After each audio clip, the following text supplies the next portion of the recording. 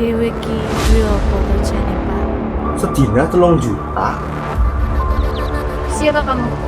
Aku adalah makhluk yang dikenal simbol dari kejahatan.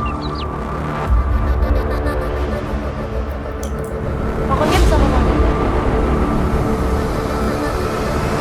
Berarti lah yang dari dulu wajah aku tuh.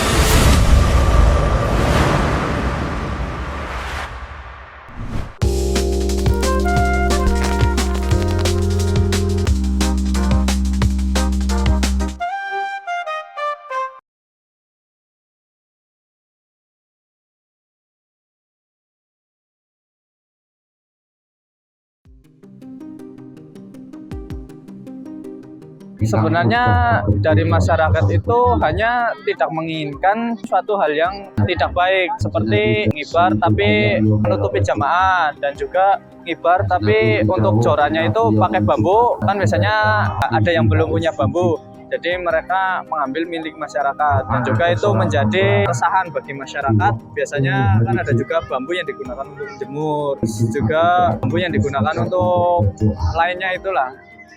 Allahumma salli wa sallim ala sayyidina wa maulana Muhammadin adada ma fi ilmi lahi salatan. Awalnya itu melihat mana di dalam sholawat itu terdapat bendera besar yang jumlahnya banyak. Ya motivasinya ya untuk cari pahala dan juga sholawat ini kan salah satu bentuk rasa kita dalam mencintai kanjeng Nabi, yaitu dengan cara bersolawat. Jadinya setiap orang kan mencintai sholawat itu berbeda-beda. Jadi kami ada keinginan mencintai sholawat itu dengan mengibar bendera.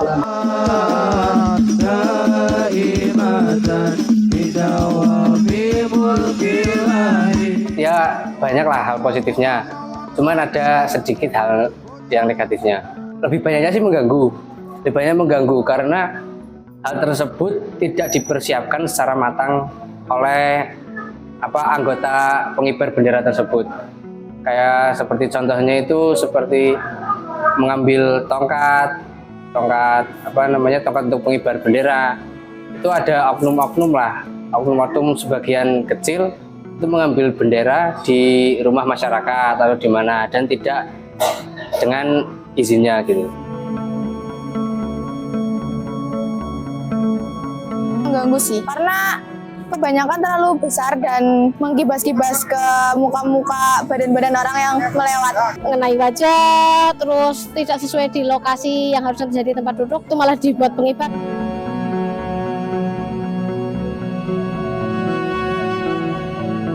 Sebenarnya dari masyarakat itu hanya tidak menginginkan suatu hal yang tidak baik seperti ngibar tapi menutupi jamaah dan juga ngibar tapi untuk jorannya itu pakai bambu, kan biasanya ada yang belum punya bambu.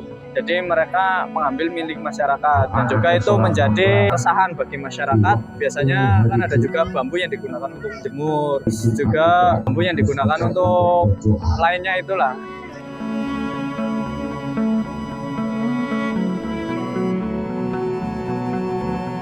penyemangat anak-anak dalam menggapai syafaat Kanjeng Nabi. Jadi tanggapan saya ya baik, karena memang tujuan mereka kan memang secara arti ingin menggapai syafaat Kanjeng Nabi. Menggapai syafaat Kanjeng Nabi itu kan tidak semudah yang dibayangkan. Itu yang namanya perjuangan, itu yang namanya latihan, itu yang namanya keseriusan. Kalaupun adanya anak-anak pasukan bendera besar, era-era yang namanya mereka mengagungkan Kanjeng Nabi. Nek golek fotonya Kanjeng Nabi kan langka. Ono, yo berarti kira-kira idolanya siapa? Oh, mereka mengidolakan Habib Bidin, mereka mengidolakan Habib Lutfi, mereka mengidolakan Gus Baha, anak Mbah Maimun dan lain sebagainya. Bagus, karena para habaib, para kiai itu kan pewarisi Kanjeng Nabi. Untuk mendekatkan diri kepada mereka yo kudu ada wasilahnya, orang serta merta kita langsung bisa dekat dengan Kanjeng Nabi kan orang kayak.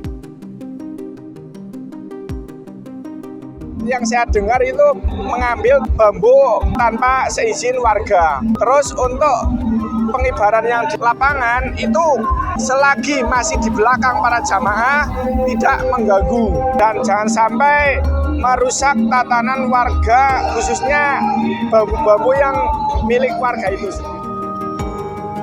Kalau saya pribadi sih tergantung bagaimana kita menyikapi. Yo, kita harus saling membantu, saling mengingatkan. Saya sering di majelis sholawat itu sering mengingatkan anak-anak kalaupun jangan sampai mengambil pringe wong iya.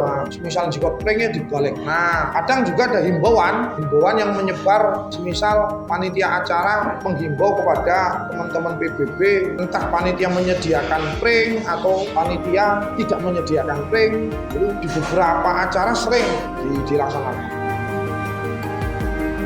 Harapan saya untuk komunitas atau grup bendera besar tersebut menjadikan pengibaran bendera itu ajang untuk mencari berkah sholawat. Yang terpenting kita saling memberi saran, menyemangati, karena memang perkara positifnya kan banyak. Sing mau nih bocah-bocah pada ngapura, perkara-perkara yang negatif berkurang. Intinya saling menjaga, saling berbagi, saling menebar kebaikan. Kadang-kadang kita terlena dengan perkara itu. Kadang-kadang mau ngelakoni deleng perkara yang kira-kira tidak sesuai, harus ada kecocokan, muafakoh atau kecocokan. Dalam arti apa? Yang saya maksud cocok di sini adalah saling menghargai pendapat, saling menghargai pegangan masing-masing. Ana sing seneng karo bendera, ya wes, kita hargai mereka selama mereka tidak mengganggu kita, selama mereka tidak merusak, maka kita saling menghargai. Begitupun kita juga menghargai mereka yang tidak suka. Pokoknya kan saling menghargai, saling menjaga. Wong iki podo-podo golek syafaat Kanjeng Nabi.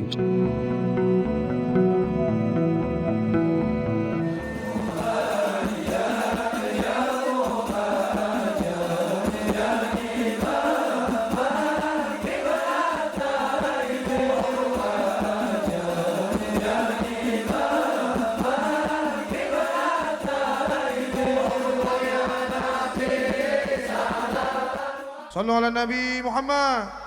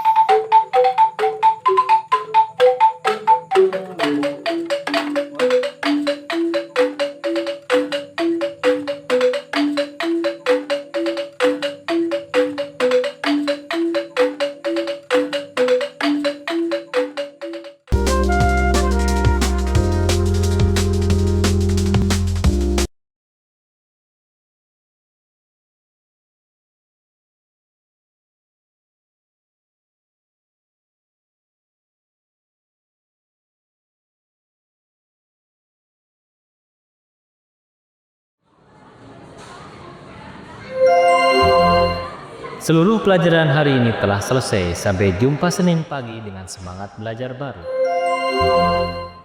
All lessons have ended for today. See you on Monday morning with a new learning spirit. Take care on the way home and have a nice weekend. Oke anak-anak, tugas desain busana kalian sudah saya nilai dan saya kembalikan. Sekarang kalian boleh pulang.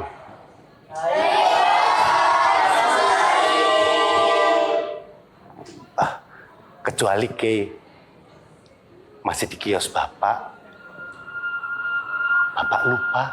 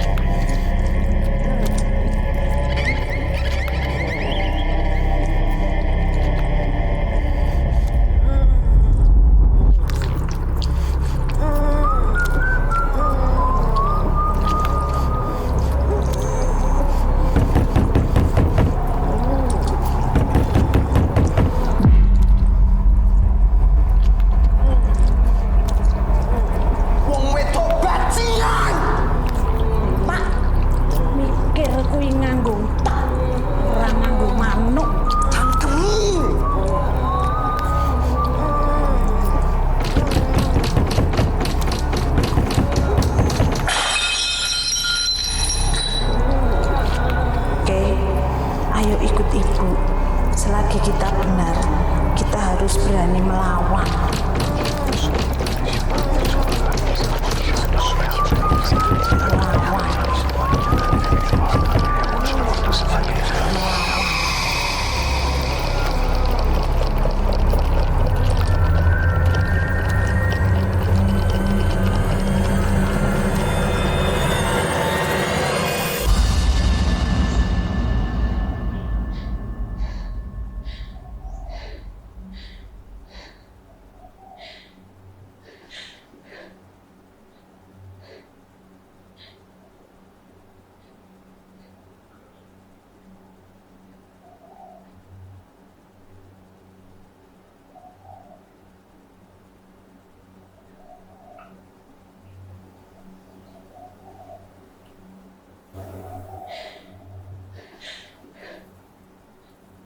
Coba Kay, diangkat tangannya.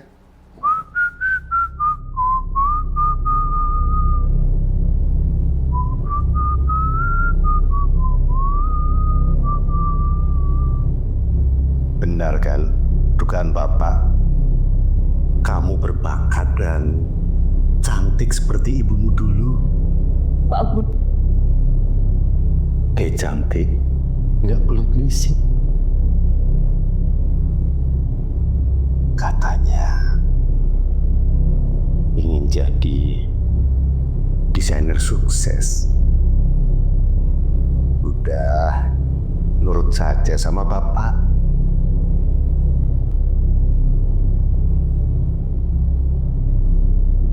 Gimana? Lebih nyaman kan tinggal di sini?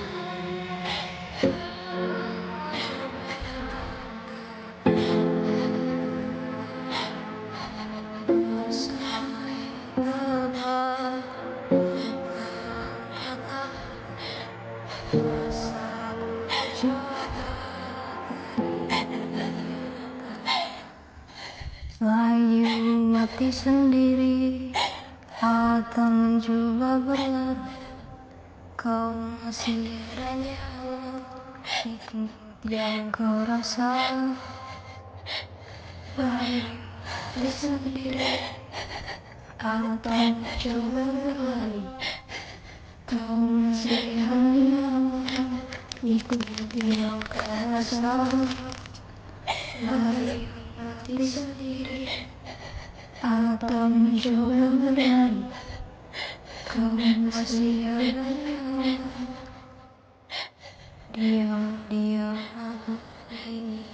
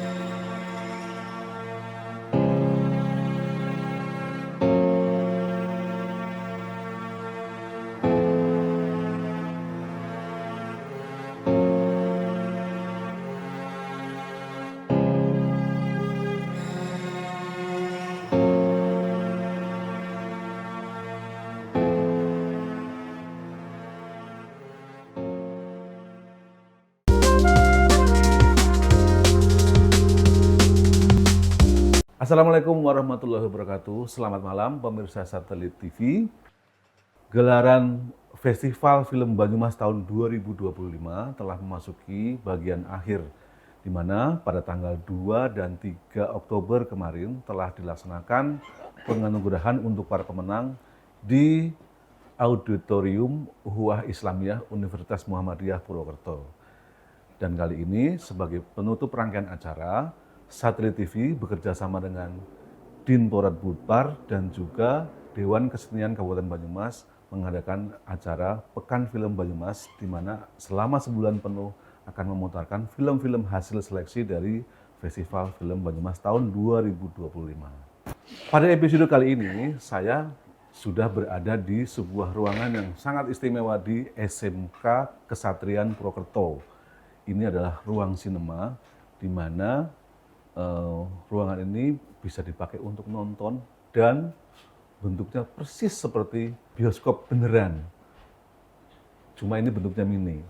Namanya ruang sinema atau apa. Nanti kita tanya sama yang punya tempat ini. Malam ini saya bersama Pak Alvin, saya biasa manggil Mas aja. Beliau ini guru pembimbing kegiatan film di SMK Kesatrian Purwokerto, dan juga bersama Mas Agus, beliau juga guru yang kemarin ikut menjadi penulis dalam film Jendela Sekolah, yang diikut sertakan dalam Festival Film Banyumas tahun 2025. Mas Alvin apa kabar? Alhamdulillah baik Om. Iya. Mas Agus apa kabar? Alhamdulillah baik Om.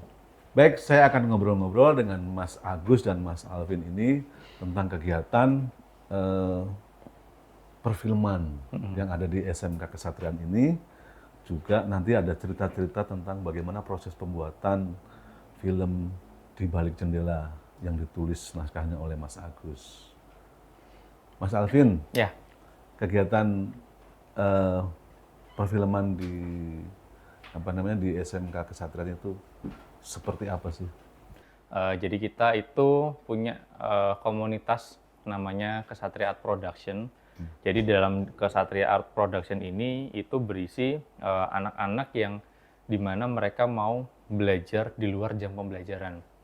Nah, dimana anak-anak ini tuh punya minat di industri perfilman, konten dan lain-lain. Nah, makanya kita wadahin jadi satu, kita buatkan tempat, kita fasilitasi, dan kita banyak berlatih itu di luar jam sekolah gitu. Jadi ketika ada pengen latihan nih, mau gimana caranya pakai kamera yang benar gitu, kemudian gimana caranya bikin sebuah film mulai dari proses praproduksi, produksi sampai dengan pasca produksi. Nah, salah satunya sebagai bahan latihan kita adalah kita latihan itu berbasisnya project. Jadi sembari kita latihan, sembari langsung kita bikin sebuah film. Nah, salah satunya film yang terbit belakangan ini itu yang paling terakhir adalah film Jendela Sekolah yang kebetulan ditulis oleh Mas Agus yang menginisiasi yuk kita bikin cerita apa gitu, dan teman-teman dari Kesatria Production juga ayo Pak kita bikin film bareng-bareng gitu. Makanya terbitlah film dengan judul Jendela Sekolah ini gitu. Jadi Kesatria Art itu ekskul atau apa itu? Kalau Kesatria bisa dibilang ekskul, ekstra juga, karena ini juga bagian dalam pembelajaran di sekolah juga gitu, karena extra time gitu kan. Cuman ini kegiatan yang mungkin agak lebih unik dibandingkan ekskul-ekskul pada umumnya gitu. Kalau ekskul pada umumnya kan biasanya harus wajib datang dan lain sebagainya. Kalau ini yang penting kamu punya kemauan buat belajar, buat kita saling sharing, ayo. Jadi kita wadahin di jurusan. Gitu.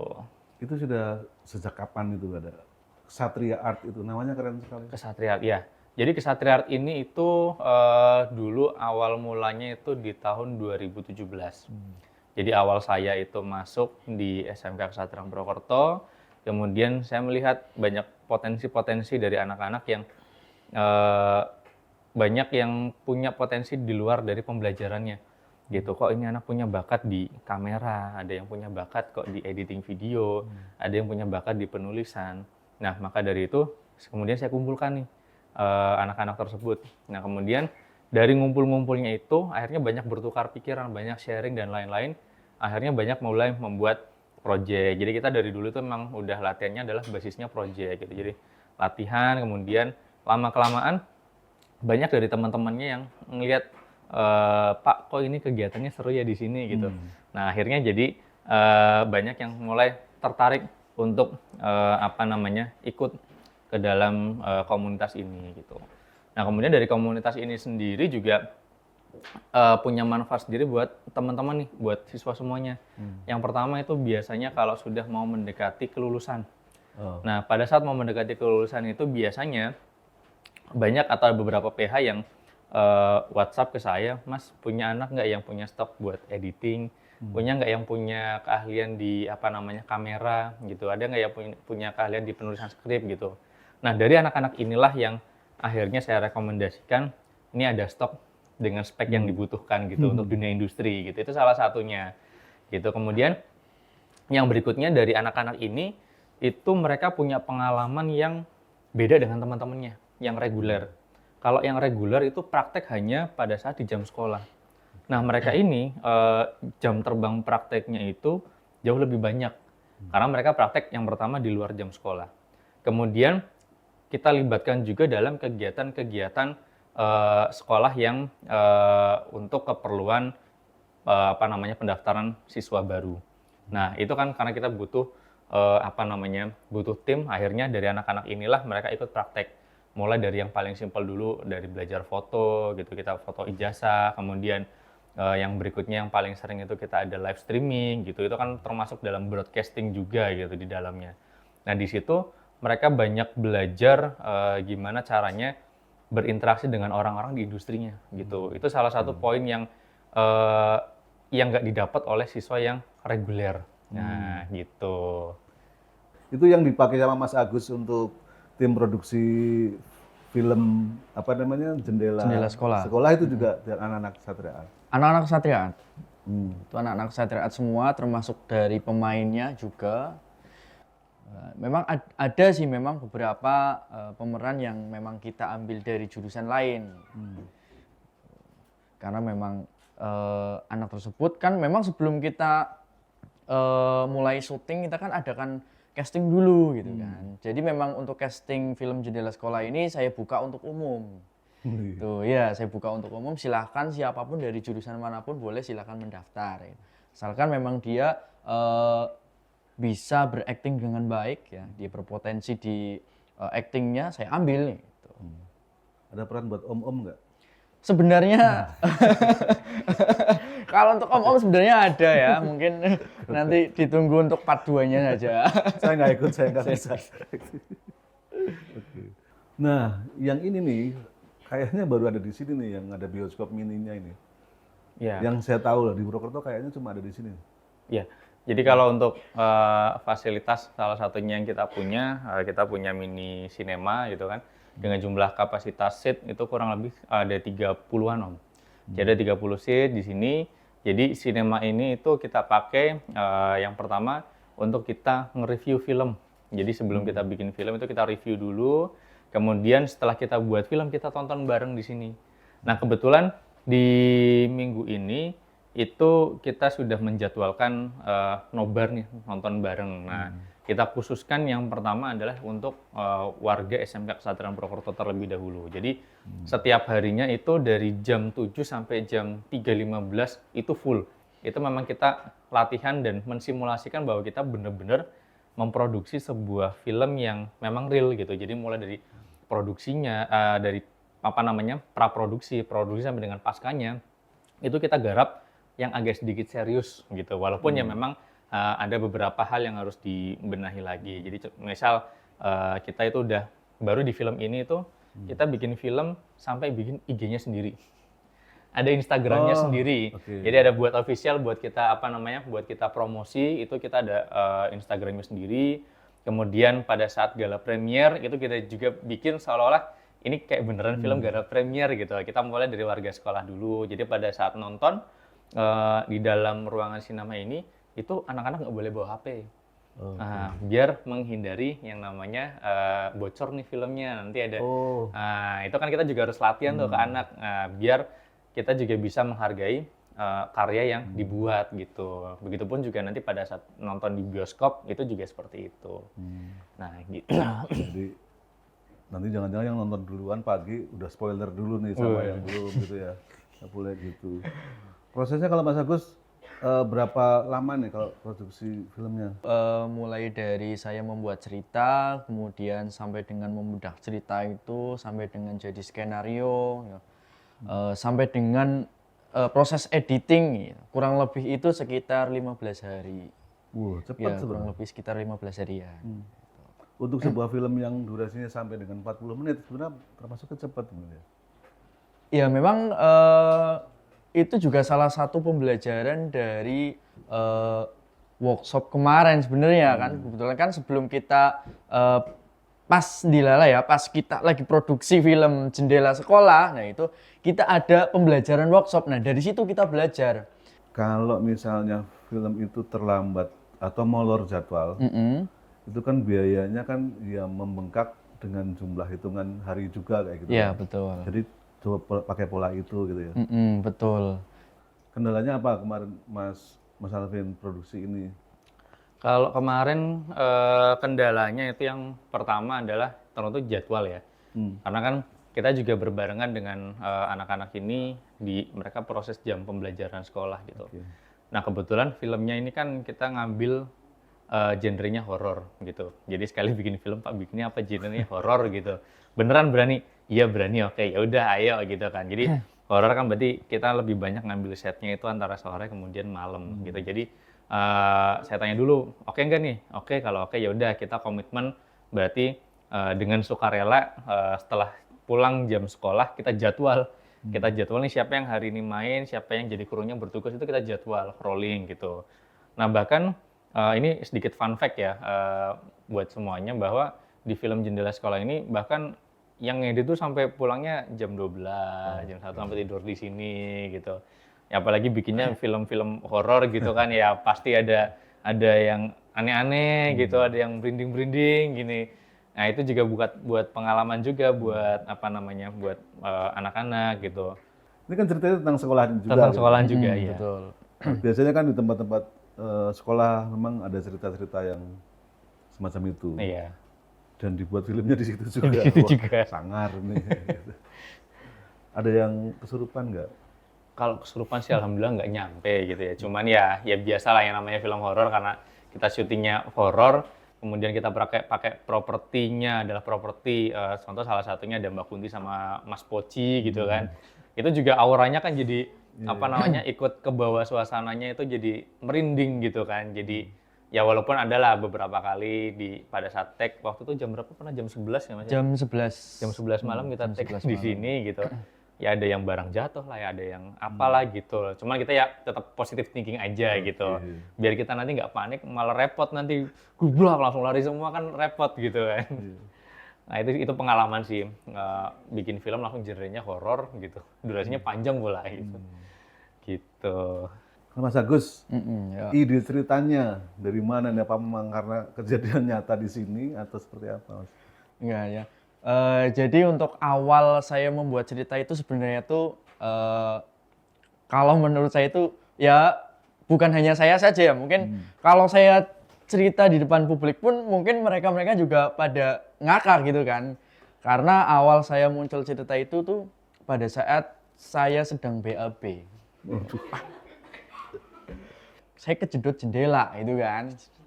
Saya kejedot jendela, kemudian muncullah nih, kayaknya asik nih kalau dibuat cerita gitu kan. Oke, akhirnya saya buat cerita itu. Nah, cuman kan saya membuat cerita kan juga harus mengandung pesan kan. Nah, kemudian saya scroll berita gitu kan. Scroll berita, kebanyakan berita yang saat ini up itu tentang bullying. Nah, iya, akhirnya saya ngambil temanya bullying. Kejadiannya di 7 tahun yang lalu, cuman terulang lagi di masa kini itu. Terulang lagi di masa kini. Nah dulu 7 tahun yang lalu itu memang ada siswa yang korban bullying sehingga dia itu meninggal gitu kan. Ceritanya tuh dia tuh nggak terima kalau di masa sekarang ini terjadi hal yang sama gitu. Jangan sampai hal disamain. Iya. Oh nggak mau disamain? Nggak mau disamain. Nggak mau disamain weh. Masa yang sekarang ini jangan sampai hal-hal yang dulu terjadi itu terulang kembali kayak gitu. Itu pesan moralnya ada di situ, ada pesannya gitu. Ada pesannya itu kan. Pesan moralnya ya di situ itu. Nah, bahwa intinya jangan sampai bullying yang dulunya mengakibatkan kematian jangan sampai sekarang itu terjadi lagi gitu. Oke. Ya, memang tema pembulian kayak gitu, perundungan gitu memang lagi yang sekali terjadi di sekolah-sekolah. Tanggapan pihak sekolah seperti apa, Mas? Oke, untuk tanggapan dari pihak sekolah sih, yang pertama mereka support nih, gitu. Mereka support dengan kreativitas dari anak-anak Kesatria Art ini, gitu. Karena mereka yang tadi saya ceritain mereka ini itu dari kesadaran mereka sendiri, kepengen sendiri gitu kan. Nah, nggak ada yang maksa gitu kan. Jadi ketika nggak ada yang maksa, ya saya cuma bilang, ayo bisa nggak kita buktikan gitu. Kalian buktikan kalau selama ini kalian itu di sini kita ngumpul bareng itu ada hasilnya. Nah sekolah alhamdulillah mengapresiasi untuk anak-anak dari Kesatria Art. Terbukti dari beberapa tahun yang lalu itu dari anak-anak Kesatria Art ketika mereka lulus itu kita terbitkan sertifikat khusus dari sekolah gitu. Jadi untuk pengantar bahwa ini anak punya kualifikasi seperti ini dengan jam terbang seperti ini gitu. Karena misalkan ikut praktek keluar kemana itu kita catat ada jam terbangnya nih kemana aja gitu. Kemudian nanti keahliannya makin bisa apa gitu. Nah itu nanti ketika di akhir sekolah memberikan apresiasi dengan salah satunya adalah memberikan sebuah piagam atau sertifikat gitu untuk nantinya ke depannya siapa tahu itu bisa membantu mereka ketika untuk nyari kerja gitu, dan sebagai pembuktian juga bahwa mereka punya kualifikasi yang memang bagus gitu. Saya lihat kemarin kan ada workshop ya dari mana? Jogja. Dari Jogja. Ya, itu juga bikin workshop di sini. Itu kan mungkin sekolah yang bikin ya. Iya. Mungkin sebagai bentuk dukungan sekolah terhadap kegiatan-kegiatan film di sini. Seberapa antusias sekolah sebetulnya acara-acara semacam itu diadakan seberapa sering? Kalau untuk acara semacam itu sih karena kita itu basisnya ada di SMK gitu kan, dan kita juga perlu sering belajar karena kan perkembangan ilmu di bidang kreatif ini kan terus berkembangnya cepat gitu kan. Nah makanya kita memang sudah buatkan jadwal rutin gitu untuk membuat yang namanya program guru tamu gitu. Jadi kita memang mengundang teman-teman dari industri untuk hadir ke sini untuk sharing ke anak-anak. Ini loh yang lagi terupdate sekarang di industri itu seperti apa gitu. Gak cuman yang hanya di perfilman, yang didesain sesuai dengan jurusannya masing-masing gitu. Oke, demikian tadi pemirsa ngobrol-ngobrolnya sama Mas Alvin sama Mas Agus yang merupakan guru dan juga pembimbing film di SMK Kesatrian Purwokerto. Luar biasa sekali SMK Kesatrian Purwokerto. Mereka juga adalah salah satu sekolah yang setiap tahun di Festival Film Banyumas itu selalu mengirimkan karya-karyanya. Dan tahun kemarin ada 2 yang masuk nominasi untuk pemeran terbaik dan juga sinematografi terbaik. Pemirsa, sampai ketemu lagi di episode selanjutnya. Dadah. Assalamualaikum.